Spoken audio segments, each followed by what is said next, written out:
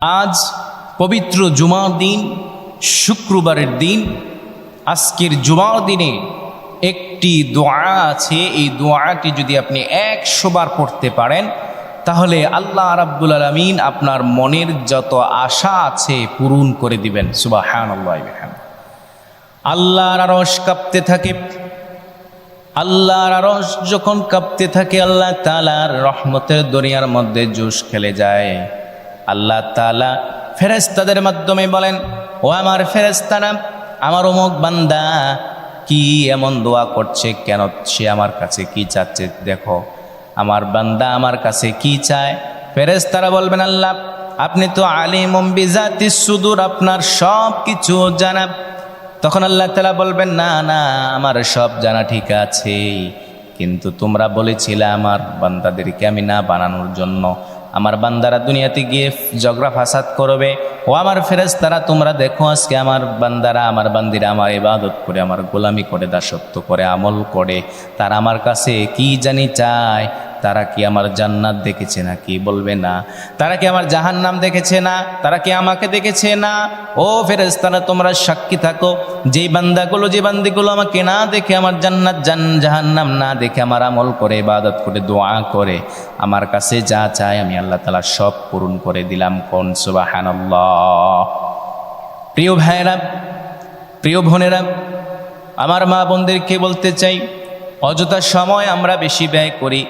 আমরা সংসারের ফাঁকে ফাঁকে আমরা অযথা বসে 4 জন 5 জনে বসে আমরা চুগলখড়ি করি, সমালোচনা করি, গীবত করে থাকি। এজন্য আমি আপনাদেরকে বলবো, অযথা সময় নষ্ট না করে, বেহুদা সময় নষ্ট না করে আমরা দৈনন্দিন জীবনে অনেক আমল করে থাকি। এর মধ্যে স্পেশালি জুমার দিনে, জুমার নামাজের পরে যখন আমরা আসরে নামাজ পড়ি, আসর নামাজের পরে এই 100 বার একটি দোয়া আছে।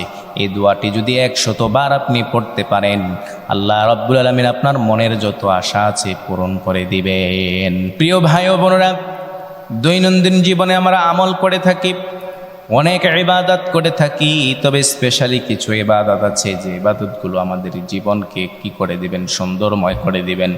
জান্নাত আমাদের জন্য আল্লাহ তাআলা সহজ করে দিবেন।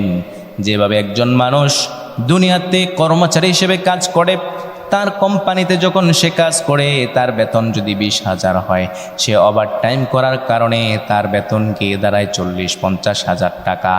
ঠিক তদ্রূপভাবে দুনিয়াতে 5 ওয়াক্ত নামাজের সাথে সাথে আমি আপনি যদি এই সমস্ত আমল করি তাহলে আল্লাহ রাব্বুল আলামিন আমাদের জীবনকে সুন্দর করে দিবেন, আখিরাতের জীবনকে আমাদের সুন্দর করে দিবেন। কোন সুবহানাল্লাহ। এজন্য আমরা সব সময় প্রত্যেক নামাজের পরে পড়ি, রব্বানা আতিনা ফিদ দুনিয়া হাসানাতাও ওয়া ফিল আখিরাতি হাসানাতাও ওয়াকিনা আযাবান নার।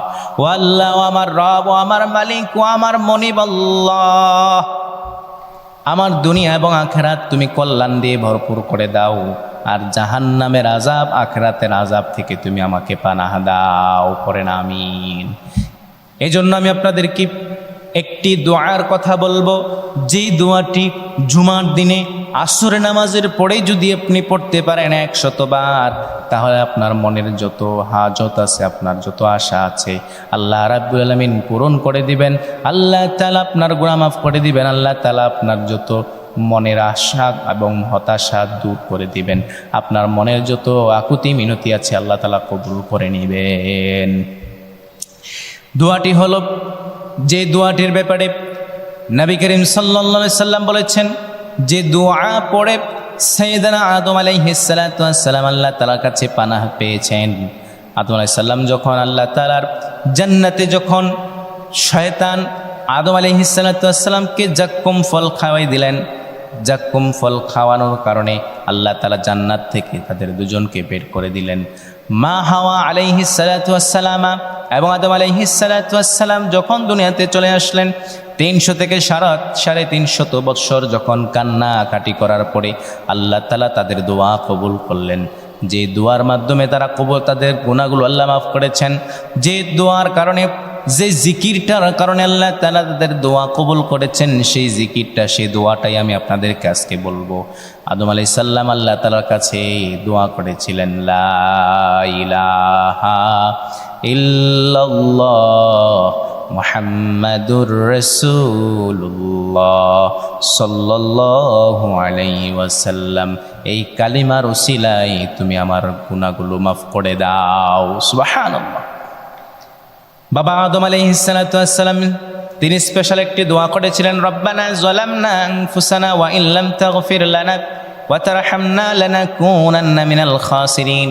ও রব্বানা, হে আমার রব, যালামনা, আমরা জুলুম করেছি, আনফুসানা, নিজেদের উপরে, ওয়া ইল্লাম তাগফির লানা, তুমি যদি মাফ না করো, ওয়া তারহামনা, যদি রহম না করো, লানাকুনান্না মিনাল খাসিরিন, আমরা সকলেই ধ্বংস হয়ে যাব রে মাবুদ।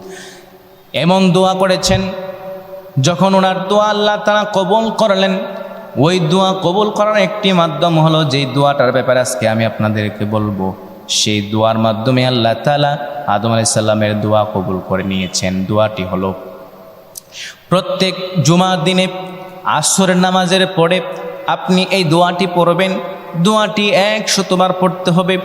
সলাতুল আসরের নামাজ পড়ে যেখানে বসে আছেন সেখানেই বসেই, নড়াচড়া করা যাবে না, সরে যাওয়া যাবে না, আপনি এক জায়গায় বসে আপনি পড়তে হবে, লা ইলাহা ইল্লাল্লাহ মুহাম্মাদুর রাসূলুল্লাহ, এইভাবে 100 বার, লা ইলাহা ইল্লাল্লাহ, লা ইলাহা ইল্লাল্লাহ, লা ইলাহা ইল্লাল্লাহ, লা ইলাহা ইল্লাল্লাহ, লা ইলাহা ইল্লাল্লাহ। একবারে শেষে গিয়ে পড়বেন, লা ইলাহা ইল্লাল্লাহ মুহাম্মাদুর রাসূলুল্লাহ সাল্লাল্লাহু আলাইহি ওয়াসাল্লাম। এভাবে 100 বার পড়লে আল্লাহ রাব্বুল আলামিন আপনার মনের যত আশা আছে, আপনার যত হতাশা আছে, আপনার যত দুশ্চিন্তা আছে, আপনার যত গুনাহ আছে, আল্লাহ তাআলা মাফ করে দিবেন। 100 বার পড়ার পরে আপনি দোয়া করবেন আল্লাহ তাআলার কাছে, হাত তুলে আল্লাহ তাআলার কাছে চাবেন যে, আল্লাহ আমার মনে শান্তি নেই, আপনি শান্তি দেন। আল্লাহ আমার মনের ভিতরে যত অশান্তি আছে দূর করে দেন, আমার যত গুনাহ আছে আপনি মাফ করে দেন। আল্লাহ, আমার মনের যত আশা আকাঙ্ক্ষা তামান্না আছে আপনি কবুল করে নেন। আমি আপনাকে গ্যারান্টি দিচ্ছি আল্লাহ তাআলা অবশ্যই আপনার দোয়া কবুল করবেন। আল্লাহ তাআলার কাছে আমরা দোয়া যদি করতে পারি, চাইতে যদি পারি, আল্লাহ তাআলা কবুল করবেন, আল্লাহ তাআলা হাজত পূরণ করবেন।